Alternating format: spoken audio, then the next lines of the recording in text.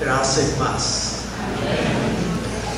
Espero que vocês tenham um pouco de misericórdia de mim, da minha garganta nessa noite. Não estou tão bem, mas quero trazer aquilo que Deus tem colocado no meu coração nessa noite. Irmãos, eu trabalhei muitos anos, 15 anos, no ministério itinerante, trabalho até hoje nesse ministério.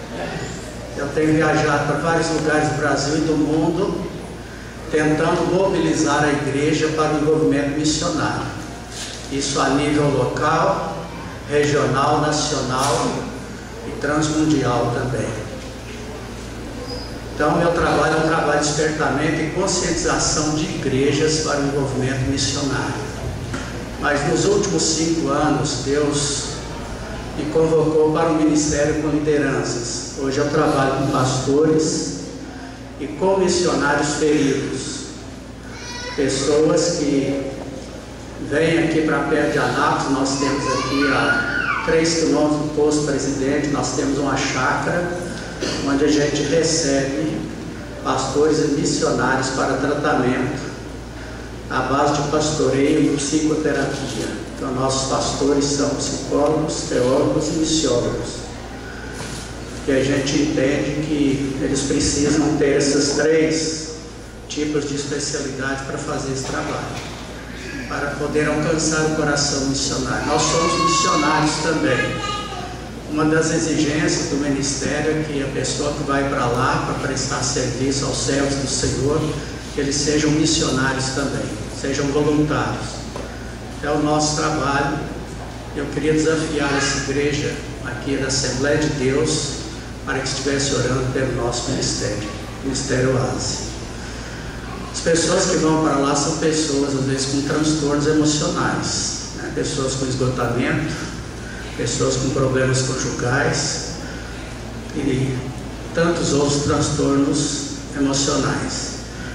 Então, ali nós damos um tratamento de 15 dias, eles ficam conosco ali. Nesse tempo, a gente acompanha caso por caso, e a recuperação tem sido de 80% a 90%. Então, nós temos tido essa bênção de ver os servos do Senhor sendo devolvidos aos campos para o trabalho. Don Baker foi um missionário que escreveu um livro chamado Além da Dor e Além do Perdão, aliás, 2 livros, e eu penso que foi Além do Perdão que ele citou uma frase lá que me entristeceu bastante. Ele diz que a igreja é o único exército no mundo que deixa para trás seus feridos. Nós estamos querendo reverter esse quadro, nós não queremos deixar para trás os nossos feridos. Então, se você souber de algum pastor, algum missionário atravessando alguma crise pessoal, ministerial, conjugal, lembre que existe oásis para ajudar. Amém? Quero agradecer pelo convite nessa noite, pastor Ricardo, que nos fez em nome da igreja o convite. Estamos aqui para compartilhar a palavra de Deus sobre missões. Eu quero falar sobre a igreja missionária. A gente falou hoje tanto sobre missões, sobre igrejas missionárias, mas qual de fato é a igreja missionária? Qual a igreja hoje que está obedecendo à grande comissão? Qual a igreja que é o corpo de Jesus, que está preocupada com o mundo inteiro? Então, eu queria abrir as últimas palavras de Jesus em Mateus, no capítulo 28, 18 a 20, e nós vamos então partir daqui. Mateus capítulo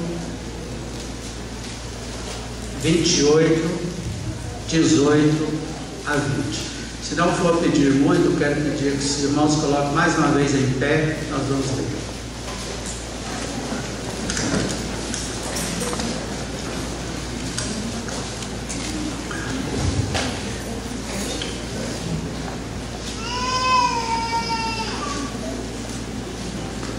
Talvez você tenha um pouco a sua versão diferente, a minha atualizada, mas as diferenças aí elas não são tão importantes assim. Talvez a minha vai falar discipular os discípulos e a sua discipular as nações. Talvez só essa a diferença. Quem tenha corrigido aí.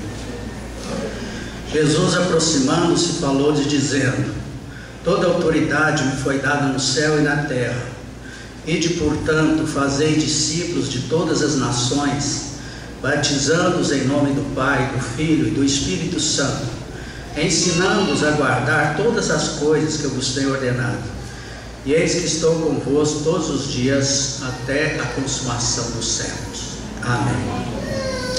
Senhor, dá-nos olhos para ver, dá-nos ouvidos para ouvir, mentes para entender, corações para sentir, espíritos para discernir essa palavra que acabamos de ler.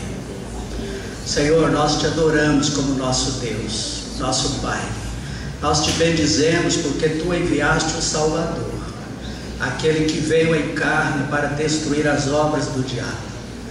Nós fomos salvos em Cristo, nele estamos redimidos, nele estamos salvos, nele fomos lavados e perdoados, com ele caminhamos para o céu. E nessa noite nós reunimos como corpo de Jesus nesse lugar, para ouvir a tua palavra. Senhor, que a tua palavra venha como martelo a nos quebrar, como espada a nos penetrar, como fogo a queimar toda escória em nós. E que o Senhor seja glorificado em tudo nessa noite. Senhor, que haja um despertamento em nosso coração com respeito ao que vamos ouvir nessa noite. Fala conosco, que o Espírito Santo fale conosco. Queremos ouvir a voz do Espírito. Precisamos ouvir a voz do Espírito. Nem só de pão nós vivemos, mas de toda palavra que procede da tua boca. Disso depende a nossa vida. Nós agradecemos pelo privilégio de sermos teus filhos e estarmos reunidos nessa noite.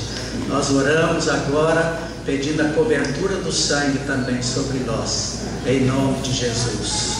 Amém. Os irmãos podem se sentar. Essas foram as últimas palavras de Jesus. Geralmente, quando a gente está proferindo alguma palestra, fazendo algum estudo, a gente deixa as palavras mais importantes para o final, aquelas que a gente quer que as pessoas gravem. Então essas foram as últimas palavras de Jesus. Elas são conhecidas como palavras da grande comissão. Elas são tão importantes que todos os 4 evangelistas as registraram. Mateus registra as palavras, Lucas registra, Marcos registra, e Lucas tanto registra no seu evangelho como em Atos dos Apóstolos. João registra essas palavras, todos eles registraram essas palavras. Era como se Jesus estivesse a dizer: tudo que eu fiz, tudo que eu ensinei, tudo que eu demonstrei tem esse objetivo. Vocês vão agora para todos os povos da terra, para todas as nações, e vocês vão levar o que eu vos ensinei. E vocês guardem isso e levem essas palavras, e eu vou estar com vocês todos os dias até a consumação dos séculos. Dito isso, Jesus subiu para o céu, prometendo voltar quando todas as nações da terra ouvissem o evangelho desta salvação, ou melhor, o evangelho do reino.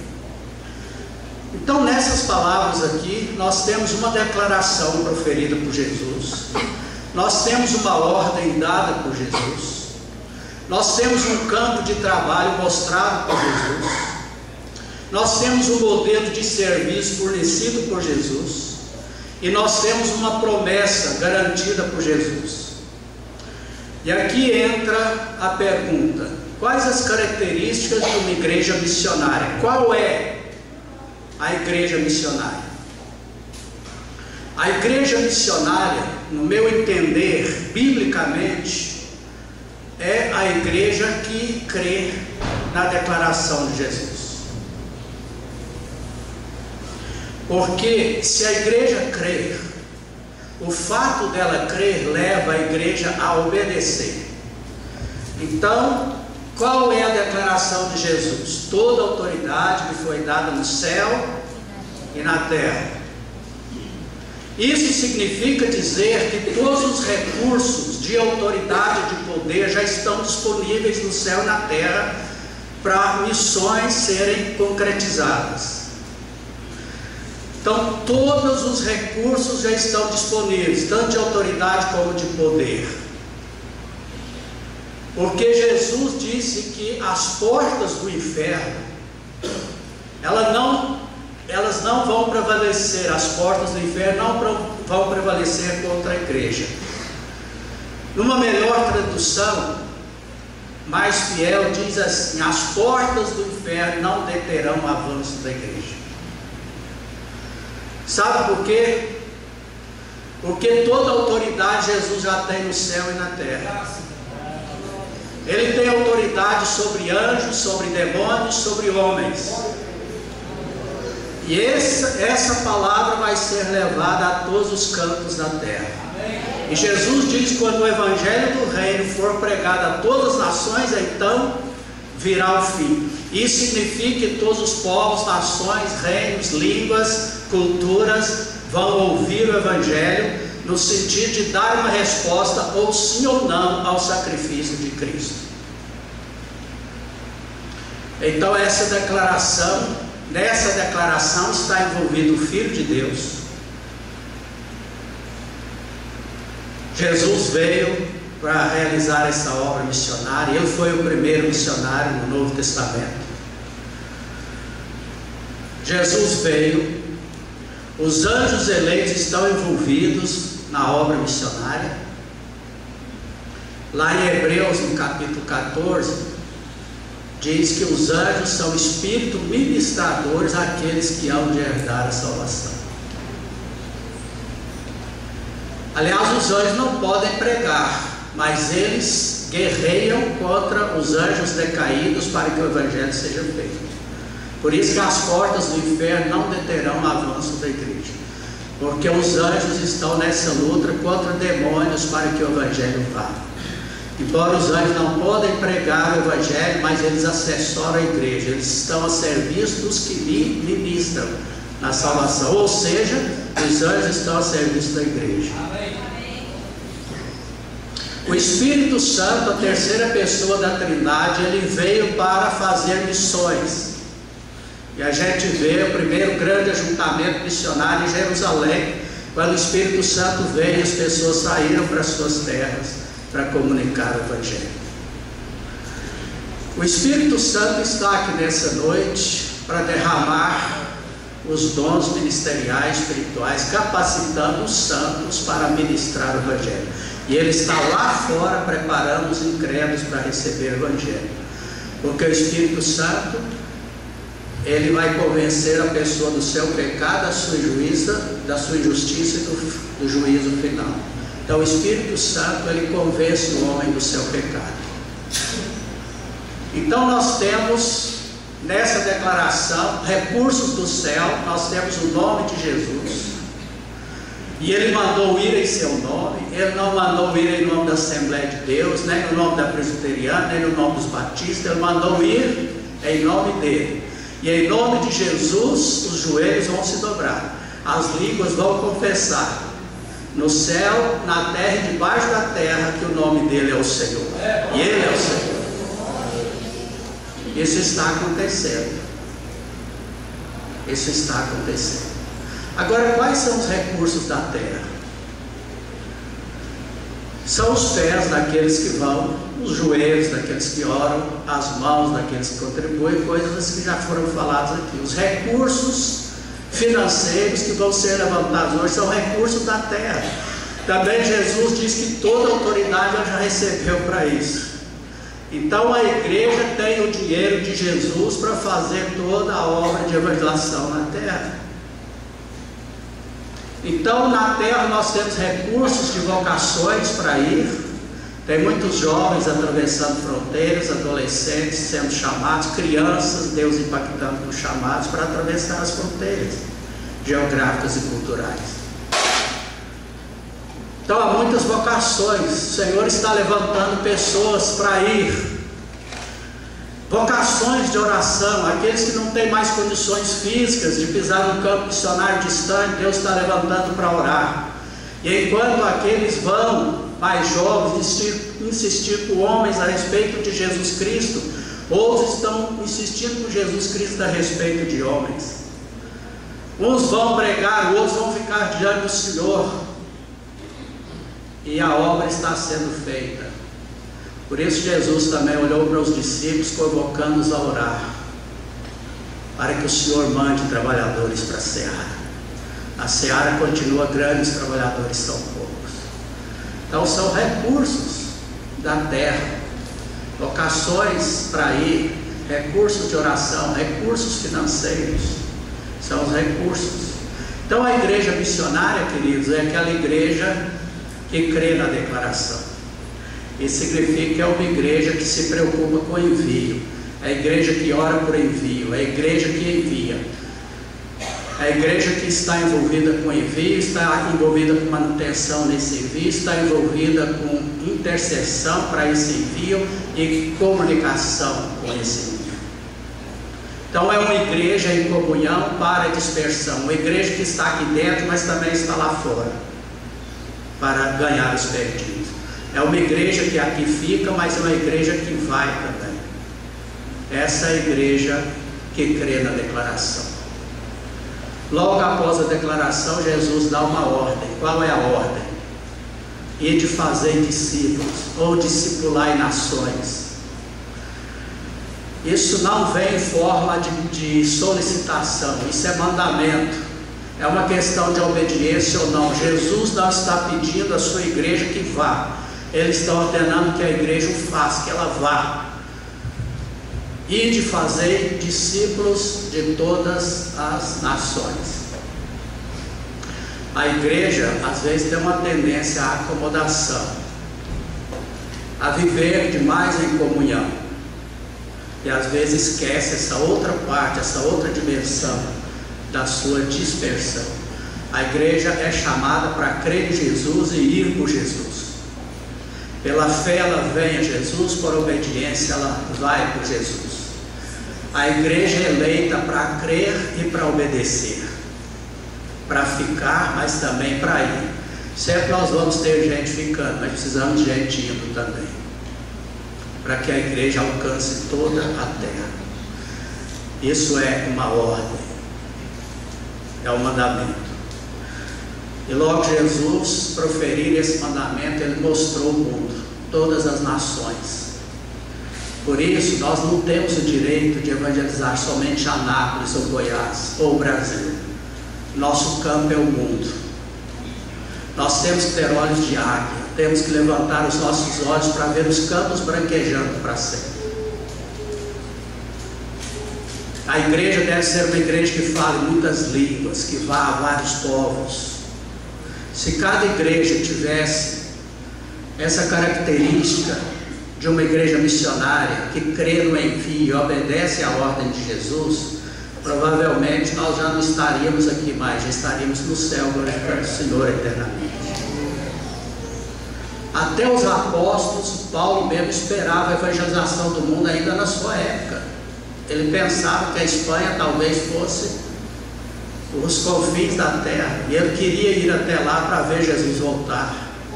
E até hoje, sabe por quê, irmãos? Muito desse atraso significa que a igreja voltou-se para ela mesma.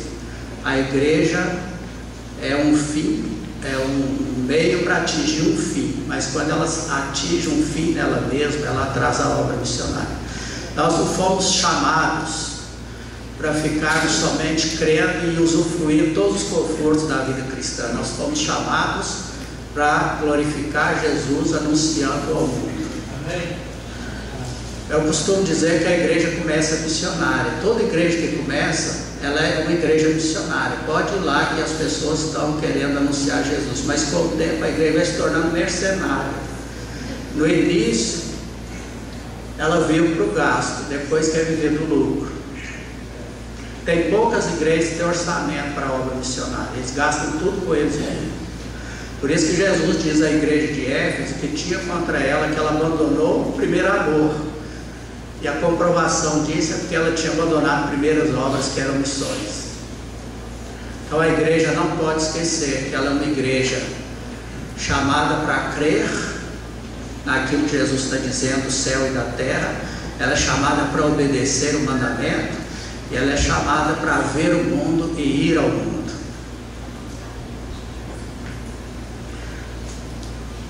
Agora, quando eu olho o tamanho do mundo, todas as etnias, eles contaram 24 mil etnias no mundo, cada etnia com a sua língua, com a sua cultura, com o seu costume. Isso é impossível aos olhos humanos, mas missão não é obra de homens, é obra de Deus. É missio Dei, missão de Deus. Nós fomos chamados para fazermos parte dessa missio Dei, dessa missão de Deus. Então não sou eu que vou fazer a obra, Deus vai fazer através de mim. O que Deus quer é a minha disposição, a minha obediência. Se cada pessoa for fiel, for obediente na sua esfera de ação, o mundo será evangelizado. Porque Deus precisa de quem fica também, mas Ele precisa de quem vá também. Os que ficam, ficam pelos que vão. Os que vão, vão pelos que ficam.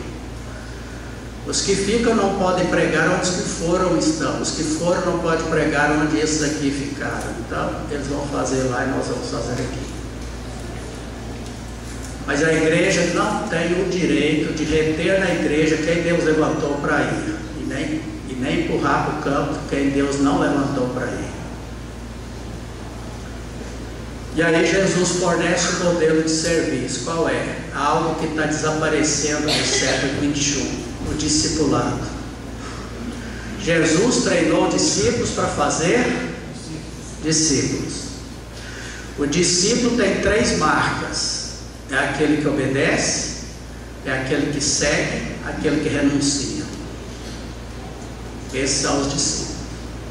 É fácil ser membro da igreja. Se eu perguntar aqui, vocês podem até mostrar as carteirinhas de membro, mas eu pergunto: quem é discípulo?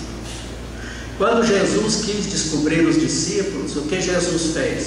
Jesus olhou para a grande multidão e disse: quem de vós quer vir após mim?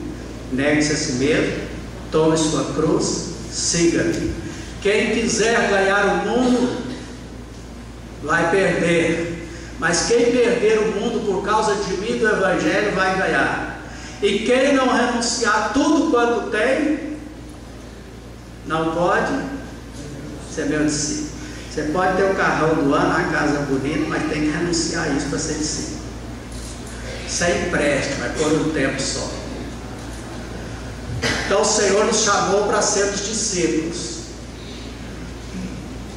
São marcas do discipulado: aquele que segue, aquele que obedece, aquele que renuncia. Então Jesus chamou discípulos para ir. Então eu vou dizer para os pastores aqui: se vocês querem uma igreja missionária, tem que ser uma igreja de discípulos. Discípulos, seguidores de Jesus.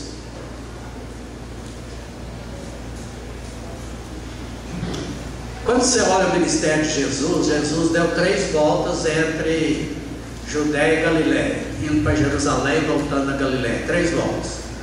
Primeira volta, começou as multidões. Primeiro os discípulos, depois começaram as pessoas a segui-lo. Na segunda volta tinha uma grande multidão seguindo Jesus. Foi aí que Jesus diz essas palavras. Na terceira volta, Jesus perguntou aos discípulos se estavam animados a seguir. Vocês também querem retirar-se? Tá? Por quê? Porque eles viram que seguir Jesus tinha um preço a pagar. Mas aquelas multidões seguiram Jesus, tiveram seus enfermos curados, tiveram os pães multiplicados, tiveram mortos ressuscitados. Aquelas multidões gritaram a crucificação de Jesus. Os discípulos deram uma banqueada, mas continuaram seguindo. Então o discipulado é para a gente amadurecer, para a gente saber o que quer realmente. Jesus quer discípulos para fazer missões. Por isso fazer missões é tão difícil, porque necessita ter discípulos.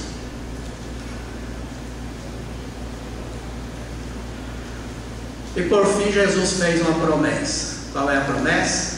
Eu vou estar com vocês todos os dias até a consumação do século. Ele é tão bom que ele falou assim: eu estou mandando vocês ir, mas eu vou com vocês também. Não vou deixar vocês não. Estarei com vocês todos os dias até a consumação do século. Hoje, se você analisar o Reino Unido, Inglaterra, boa parte da América do Norte, você vai notar que eles não têm mais presença de Jesus. Eles foram congregações fervorosas nos seus tempos, como nós ouvimos aqui, estamos nessa noite. Hoje os templos estão sendo vendidos para mesquitas, para casas de diversões. Por que que o Evangelho está acabando lá? Porque Jesus retirou o seu candeeiro, porque eles perderam o primeiro amor e primeiras obras. Irmãos, o Brasil, Deus está dando ao Brasil uma grande oportunidade de ser a igreja celeiro do mundo. Mas o diabo também está trabalhando. Nós temos muitas igrejas hoje centralizadas nelas mesmas. As pessoas estão vivendo um fim nelas mesmas. Elas vivem por elas e para elas. Já não estamos ouvindo mais igreja de servos, estamos ouvindo igreja de clientes. Onde nós iremos parar na questão missionária? Outra coisa que eu creio que o Brasil foi escolhido por Deus para ser o celeiro missionário do mundo. Sabe por quê? Nós somos o único povo da terra que viemos dos 3 filhos de Noé. Então nós temos parentesco com todos os povos da terra. Por isso o brasileiro é de fácil aceitação, fácil locomoção e de fácil adaptação. Onde o brasileiro chega, ele é querido e ele faz um bom trabalho. Os missionários brasileiros são os melhores missionários. Então parece que Deus, lá na eternidade, Ele separou o Brasil dizendo: esse povo aqui vai ser o povo que vai pregar o Evangelho do mundo na última dispensação. E o diabo tem feito tudo para destruir a nossa obra missionária, mas não vai conseguir, em nome de Jesus. Nós já tivemos a nossa moeda forte no passado. Eu pensei, agora vamos fazer um grande arrombo no mundo. Mas a igreja voltou-se para comprar propriedade e se enriquecer. De novo, estamos tendo moeda forte. Agora, nós precisamos abrir. Então, quando eu vejo iniciativa dessa aqui, amém. Que Deus continue abençoando essa igreja, para que ela não perca essa visão missionária. Amém. Então a igreja missionária é aquela que crê na declaração de Jesus. Significa crer que os recursos estão disponíveis, é só fazer. É uma igreja que obedece à ordenança de Jesus, é uma igreja que vai. É uma igreja que tem uma visão de evangelizar o mundo, uma igreja que vê as nações, os povos. É uma igreja preocupada com formar discípulos, treinar pessoas para servir o Senhor. E é uma igreja que cultiva a presença de Jesus, anda com Jesus. Porque sem Jesus nada podemos fazer. Não somos nós que fazemos a obra dele, Ele faz através de nós. Daí é que é a nossa vida no altar, na rendição, na consagração. Ele quer que nós nos enchemos do Espírito Santo. Amém. E Ele quer realmente nos usar, cada um na sua área de atuação. Para encerrar, o que acontece quando a igreja não se enquadra aqui, nessas palavras de Jesus? Se a igreja não crê, se a igreja não obedece, se a igreja não vê o mundo, se a igreja não é discípula, se a igreja não cultiva essa presença de Jesus, o que vai acontecer? A igreja vai deixar de ser evangélica e se tornar babélica. Nós vamos valorizar patrimônios, bens e coisas e não pessoas. Se a igreja não crer nisso aqui, as vocações vão ser abortadas, não enviadas. Vai continuar tendo gente para ir, mas vai sair da igreja, essas pessoas vão ser abortadas, não enviadas da maneira certa. E com isso nós temos muitos missionários doentes voltando por causa de um aborto que foi feito, não envio. Se as igrejas não se enquadrarem aqui dentro, nós vamos ter uma igreja doente nessas duas dimensões dela, da comunhão e dispersão. Ou a igreja vai ficar muito em comunhão, vai adquirir uma doença chamada coinonite, e uma igreja em comunhão, sem dispersão, é uma igreja que parte para o bofetão, começa a dar pancada no outro. A igreja precisa conviver com essas duas dimensões: reunir, ter comunhão, e sair para a sua dispersão e proclamação. Então a igreja que só fica na comunhão sem a sua dispersão para proclamação é uma igreja que vai adoecer, vai deixar de ser igreja. Pode receber qualquer outro nome, menos igreja, porque igreja na língua grega significa os chamados para fora. Quando nós estamos dentro, nós estamos treinando o que vamos fazer lá fora. Essa é a ideia de Jesus de igreja. Agora que eu treinei vocês vão. Por isso que aí, nos 4 evangelhos, Jesus está ensinando para fazer missões. No livro de Atos, a igreja está fazendo missões. E daí o livro de Atos está aberto, porque a missão não terminou. Então o livro de Atos não terminou ainda. Ele continua fazendo história. Então, querido, nós temos que conviver com essas duas dimensões: vir a Jesus, ir por Jesus, ter comunhão, mas ter dispersão também. Deus sempre vai levantar aqueles que devem ir, e a igreja deve dispor deles para ir e ajudá-los a ir. A igreja sempre é como um exército. O exército tem o pelotão de vanguarda, aqueles que vão para frente na guerra, e um pelotão que fica de retaguarda. O pelotão de retaguarda vai fornecer o treinamento e a munição para o pelotão de vanguarda. A igreja é chamada de lavoura e de celeiro também. O celeiro tem o produto da lavoura, mas o produto da lavoura vai gerar semente com a outra lavoura. Então a igreja precisa continuar a lavoura lá fora. Se a gente parar aqui, eles param lá também. Porque missionário, ele não é chamado para fazer a obra, a igreja é chamada. E a igreja tem missionários, por isso que eles vão. Mas o missionário isolado não é chamado. É a igreja que é chamada. Então a vocação do missionário está atrelada à vocação da igreja. Amém? Que Deus nos dê compreensão quanto a isso. Crer na declaração, obedecer o mandamento, ver o mundo, ser o discípulo e cultivar a presença de Jesus. Vamos orar? Vamos colocar em pé. Não vou chamar ninguém aqui à frente, mas quero fazer um desafio. Se você tem uma chamada missionária, você tem pés bonitos. A Bíblia diz: quão formosos são os pés daqueles que vão anunciar coisas boas, que vão dizer assim: o teu Deus reina.